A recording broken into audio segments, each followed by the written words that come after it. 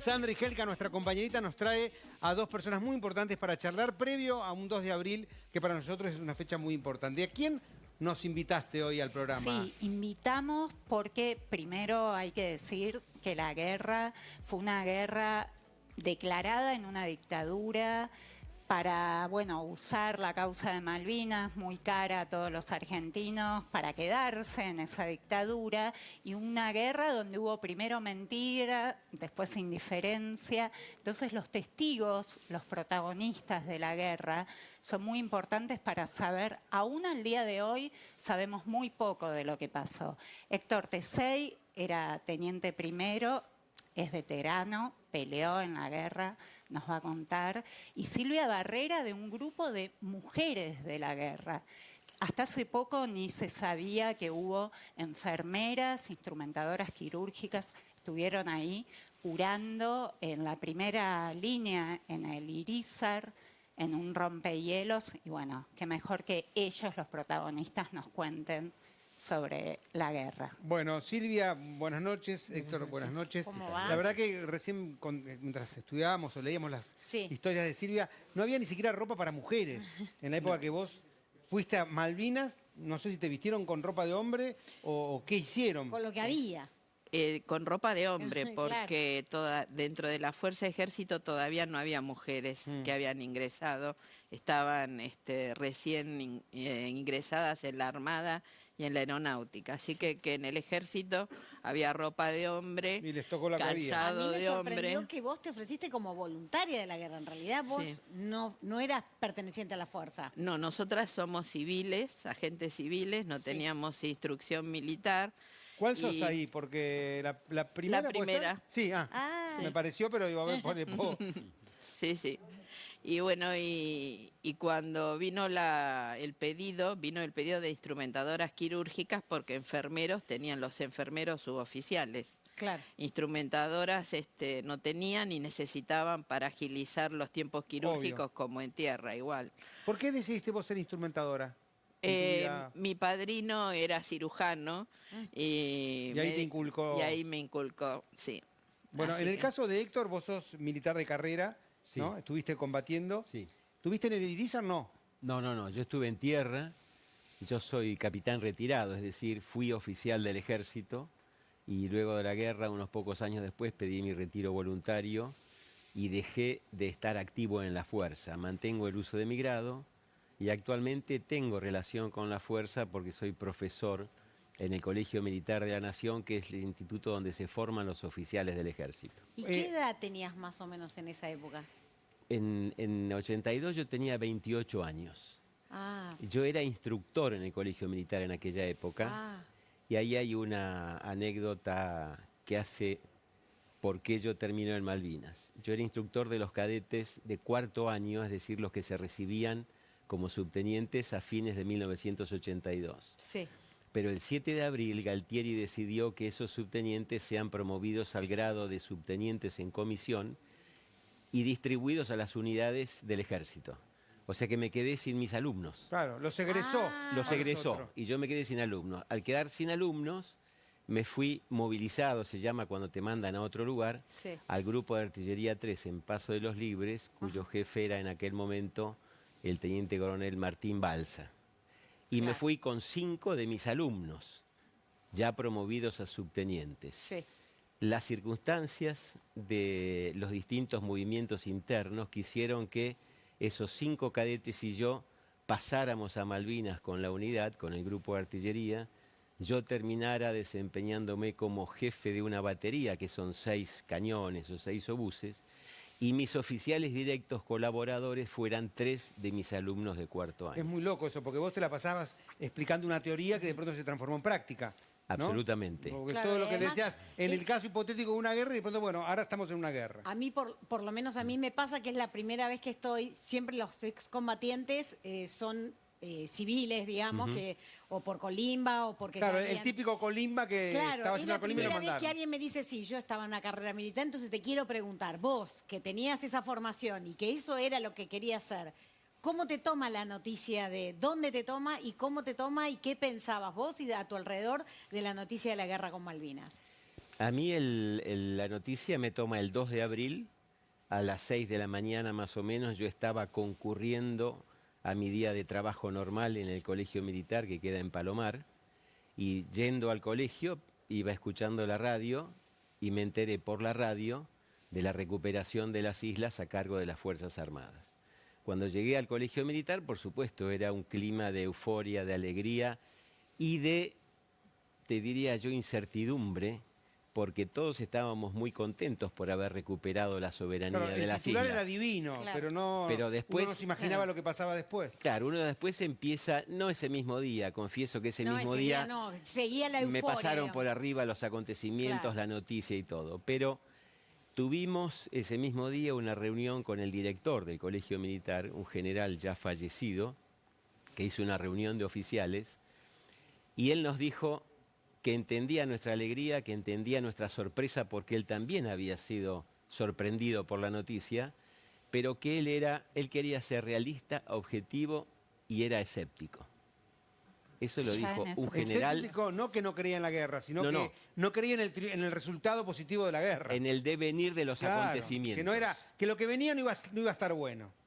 Y nos estábamos enfrentando a la que fue la primera potencia mundial en la Primera Guerra. Yo reconozco que tenía 16 años y estaba en la plaza pidiendo por las Malvinas, cosa que me arrepiento profundamente porque me sentí estafado por todo el contexto. Pero claro, 16 años, ¿cómo es que sí son machos, verdad, que le vengan a buscar? Me arrepiento de haber estado ahí, lo lamento, pero bueno, en ese momento uno chico iba atrás de todos los pibes a pedir por las Malvinas. Bueno, pero ¿te imaginás que para nosotros, o para mí particularmente profesional, de eso? Sí, era un hecho... Era un hecho conmovedor realmente, y era decir, a lo mejor por primera vez en mi vida voy a tener oportunidad de practicar mi profesión. Claro, porque era insólito para que aquello a lo que me vine preparando, ¿no? En el caso tuyo, que estudiaste para ser instrumentador y salvar vidas en un contexto más, obviamente, civilizado, ¿por qué fuiste voluntaria? Bueno, de nosotras 6, 4 venimos de familia militar. O sea que... Entonces nosotros ya llevamos esa vocación patriótica desde chicas. Y trabajando en el hospital militar, estando nuestros compañeros peleando. Así que era una cosa natural que cuando O sea que vino en tu casa, el pedido, yo te iba a preguntar qué te dijeron en tu casa, pero era... Vos le dijiste a ellos. Como crónica, una muerte anunciada. Nosotras tomamos la decisión el 8 de junio a las 7 de la mañana y salimos, el 7 de junio y salimos el 8 de junio a las 4 de la mañana. O sea que yo ya llegué a mi casa con los pasajes, la ropa, el bolso. Así que mucho para discutir no había. ¿Vos, tu papá, era militar? Suboficial retirado. Suboficial. Estaba retirado ya en ese momento. La guerra, le pregunto por ahí a Héctor, que puede tener más información, creo. ¿La guerra de tierra y agua era distinta? ¿Eran distintas guerras? Sí. Lamentablemente, sí. Como se suele escuchar y se suele leer y se suele decir, hubo 3 guerras, una por cada fuerza, cuando debió haber sido una sola guerra en donde las 3 fuerzas funcionaran en forma conjunta. Mira, argentino igual, eso es típico. Nuestro, me parece, ¿no? Mira, de hacer todo por separado. Ha sucedido en todos los ejércitos, en todas las fuerzas del mundo, y con el tiempo se han ido acomodando para lograr un grado de integración que se llama acción conjunta, para que cada uno cumpla su función. Pero en el caso particular de Malvinas, lamentablemente, cada fuerza hizo lo que pudo. ¿Volvieron a Malvinas después? No. No. ¿No quieren? ¿No pudieron? Yo no pude, y espero poder volver cuando se levanten las restricciones de COVID, porque quisiera volver a partir de una investigación que estoy haciendo para la universidad en la que me desempeño. ¿Podés adelantar el tema o es algo...? No, es un tema muy profesional. La investigación se llama Mando en Combate en Malvinas. Yo soy docente de 2 cátedras de mando y liderazgo en el Colegio Militar, cátedras que tomé por concurso, y dentro del ámbito de investigación de la universidad planteé un proyecto de investigación para investigar, para analizar, para evaluar, para ver ¿qué pasó con el mando en combate en Malvinas? Estás investigando tu propia guerra, es muy Sí, loco eso. estoy investigando Porque no es que mi estás propia guerra. investigando una guerra ajena, sino tu guerra. Sí. ¿Y Nuestra, vos, perdón. ¿Y vos, Silvia? ¿Querés Nosotros, volver? ¿Volviste? me gustaría volver, pero más me interesaba volver al Irizar. Nuestra casa, el lugar donde nosotras nos tocó desempeñar era el Irizar. Ajá. Y a raíz de que se quemó y estuvo todos esos años en reparación, no habíamos podido volver.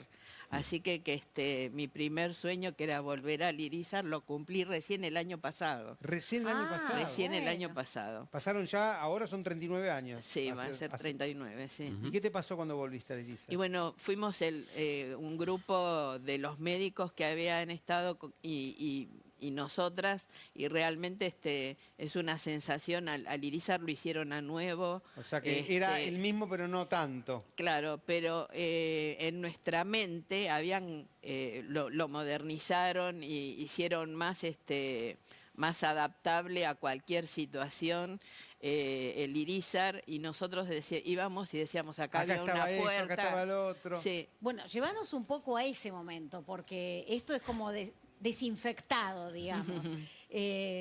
¿Cómo fue? ¿Cómo recibían los heridos? ¿Alguno que te acuerdes en particular? Bueno, nosotros empezamos a recibir los heridos apenas llegamos. Venían en un principio con el tratamiento hecho en el hospital de Malvinas. Ahí los curaban, les hacían la cirugía que necesitaban, y por medio de helicópteros, el Irizar tiene 2 helicópteros más los que estaban en tierra, traían a los heridos. Y hacíamos en la cubierta lo que se llama el triage, que es ver en qué condiciones está cada uno y a qué lugar del barco iba a ir. El barco estaba preparado con cubiertas de distinta, patología para llevar, internar. Así que una vez que se hacía esa evaluación, los heridos iban al lugar donde, de acuerdo a la herida que tenían. ¿En general eran chicos? En general eran muy soldados jovencitos jóvenes. ¿O eran de más rango? No, eran soldados jóvenes en un principio.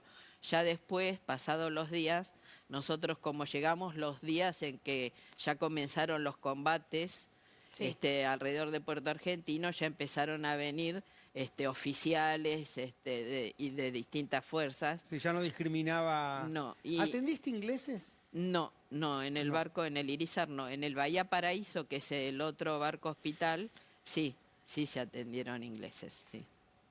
¿Y cómo era, Héctor, un día tuyo? Creo que no muy distinto al de Silvia. Mira, yo tuve la suerte... ¿Cuántos días estuviste en Malvinas, perdón? Llegué el 13 de abril y volví el 14 de julio, Upa. un mes después, porque después del alto el fuego los británicos retuvieron 600 prisioneros, entre los que estuve. Pasamos 15 días a bordo de un buque y 15 días en un campo de prisioneros. ¿Mal? ¿La pasaron mal? No. No, siempre contaron que, No. que fueron Yo muy siempre- bien tratados. Sí. No la pasamos mal porque rápidamente se hizo presente la Cruz Roja, y la Cruz Roja es la que verifica y supervisa el cumplimiento de la reglamentación de los convenios de Ginebra, sobre todo en lo que tiene que ver con atención médica, alojamiento, ¿Pero vos pensás que si no sanidad. hubiera sido por la Cruz Roja hubieran pasado mal? No, ¿Viste que uno tiene No. por la No. sensación? No. Dice, menos mal que está Cruz Roja, pues nos mataban. no. Mataban... No lo hubiéramos pasado mal, la hubiéramos pasado a lo mejor un poco más duro, un poco más tenso y riguroso, exigidos, claro. pero la Cruz Roja va a supervisar que se cumplan los convenios de Ginebra, Sí, nada claro, más. claro, ¿no? por supuesto, son tratados internacionales. Mirá, una anécdota de que los británicos cumplieron con sus obligaciones lo da el hecho de que el 11 de julio, estando a bordo del ferry Saint Edmond que ya nos estaba llevando para desembarcarnos en Puerto Madryn, después del desayuno nos hicieron ir a cubierta, donde siempre nos daban un cigarrillo para fumar, y después nos hicieron bajar a los camarotes, a los pasillos de los camarotes, y nos hicieron formar en fila detrás de una mesa donde había 3 británicos y al lado de los británicos había una cajita con dinero. A mí me contaron exactamente la misma historia. ¿Y qué que les pasó pagaron? ahí? Y ahí nos pagaron el sueldo de prisionero de guerra que establece la Convención de Ginebra. Cuando uno llegaba a la mesa, te nombraban, te identificaban por el número. Yo era el prisionero de guerra 411. Te decían el nombre y te decían, el sueldo son 12 libras, menos 4 por alojamiento y comida, y nos daban 8 billetes de una Increíble. Es muy libra. gracioso eso. Es de otra. Claro, sí. porque vivir eso es como... Pero no termina, porque terminado eso, a la noche, después de cenar, anunciaron por los parlantes del buque que estaba abierta la cantina del barco. Con lo cual, a la mañana nos pagaron y a la noche recuperaron toda la plata. Claro. Bueno, fueron piratas durante muchos años. Pero volviendo a tu pregunta, mi día era un día, mi día de trabajo, vamos a llamarle, cuando ya estábamos en combates efectivos. Yo participé en la defensa de Puerto Argentino, a unos 12 o 13 kilómetros de Puerto Argentino hacia el oeste, al mando de una batería de obuses Otomelara. Son 6 cañones para... Sí. Estaban apareciendo algunos ahí en fotos y películas. Mi batería era la que estaba más hacia el oeste, es decir, que cuando empezaron los combates sobre Puerto Argentino, los ingleses atacaron desde el oeste, con lo cual mi batería fue la primera que entró en combate para brindar apoyo de fuego de artillería. La artillería bate blancos de infantería, puentes, tanques o cualquier cosa, pero también bate la artillería del enemigo. Es decir, que la artillería británica nos tiraba a nosotros y puntualmente me tiraban a mí, que era el más cercano a ellos, Sí. y yo intentaba tirar, pero yo no podía. ¿Por qué? Porque mis obuses tenían un alcance Menor. de 10.000 metros y los cañones británicos 17.000 metros. Casi el doble.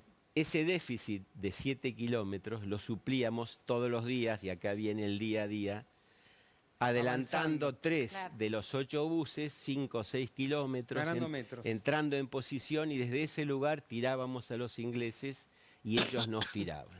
¿Cómo es el momento de la rendición? ¿Cómo es que uno se imagina, viste, que levanta la mano, como en las películas, bandera blanca? ¿Cómo pasa eso? No sé, en el caso de Silvia, estando, que es todo el buque, porque no es por sectores. No sé en tu caso, Héctor, cómo fue. Mira, en mi caso yo estaba en la madrugada del 14 ya no con mis obuses iniciales, sino con los cañones más grandes, porque ya nos habíamos replegado hacia Puerto Argentino.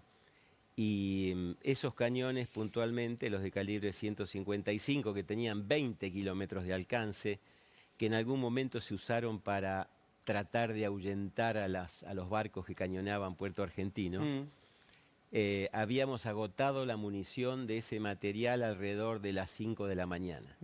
Es decir, que cuando llega la noticia o la orden del alto el fuego, habrá sido las 7 u 8 de la mañana, ya circulaba la noticia. ¿Cómo llega? ¿Por radio? ¿Por una persona? ¿Cómo llega? Para nosotros llegó por teléfono. Por teléfono. Desde el jefe, que era Balsa, avisa por teléfono donde estábamos con esos cañones que se iba a producir un alto el fuego. ¿Cuándo? Pero alto el fuego no significa rendirse, ¿o sí? No.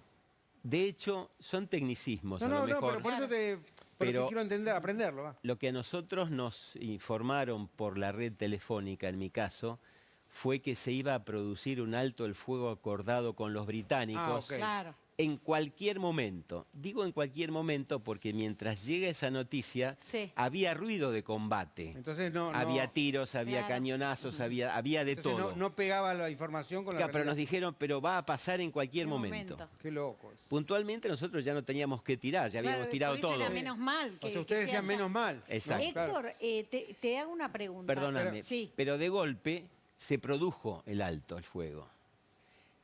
¿Y cuál fue la sensación mía realmente impresionante? Fue después de mucho tiempo, te estoy diciendo, 1 de mayo empezaron los ataques británicos, estamos hablando del 14 de junio, 45 días. Después de 45 días volver a escuchar el silencio. Increíble. Eso me impactó terriblemente. Increíble. Realmente. Y perdón, Caro, que antes le quería preguntar a Silvia el momento de la rendición, ¿cómo fue en tu caso? A nosotros estábamos haciendo cirugías en los distintos quirófanos y por el altoparlante del buque el comandante avisó que se iba a firmar al otro día el cese del fuego. Así que nosotras éramos muy chicas, los marinos que estaban con nosotros nos llevaban 10, 15 años, así que para nosotros eran unos hombres grandes y verlos realmente derrumbarse en ese momento, porque nosotros cuando salimos de Río Gallegos, salimos sabiendo que estaban peleando, no que 4 días después de haber zarpado y se iba a terminar. firmar, claro. Pero entonces la sensación en el caso tuyo fue de la tripulación de desazón, Sí. de tristeza. Sí. En el caso de Héctor, que escuche el silencio, que es una frase A nosotros nos pasó lo impresionante, Alivio. pero la sensación era de alivio, de perdimos, de menos mal. ¿Cuál era la Mira, humana? Porque sí. podés ser el mejor capitán del mundo, pero sos un ser humano. Realmente lo que uno vive cuando está en situación de combate son experiencias, por supuesto, inéditas hasta Sí. que te toca pasarlas y sufrirlas y vivirlas y acostumbrarte a vivirlas. Es decir, al principio es, La ¿qué sorpresa. pasa? ¿Qué es esto? Y después uno empieza a convivir Naturalizarlo, y a claro. naturalizar Claro. los ruidos, las bombas, La los muerte. cañonazos y hasta la tensión. muerte. Claro. Ahora, la otra diferencia que yo tuve realmente impactante fue no solamente el escuchar el silencio, sino que nosotros hoy acá, dejemos el COVID de lado, que es una situación Sí, sí, muy sí. particular, pero sin COVID nosotros estamos, hasta por nuestra edad, lejos de la muerte. Mm. Nuestra Sí, muerte se pasará supone que algún día. Sí, falta. Cuando uno está en combate y todos los días está recibiendo cañonazos y tiros y ataques y peligro inminente e incierto, porque No vos sabe de sabés que dónde va a viene, ocurrir en sí. cualquier momento, No pero no Ni cuándo. por dónde, claro. Entonces uno empieza a convivir y acostumbrarse a convivir con la muerte. ¿Y cómo es esto de convivir con la muerte? Es que mi futuro es mis próximos segundos. 5 minutos, claro. No tengo 10 años, ni mañana, mis ni el próximos 2 domingo, ni pasos. nada. Mis próximos 2 pasos, mi próxima orden, mi próximo hecho, mi próximo grito, A lo mi mejor próxima solo bomba. eso es el último. Exacto. A lo mejor ese último ese es el paso, último. ese es el último. Entonces la otra impresión fue, alto el fuego, se alejó la muerte de mí.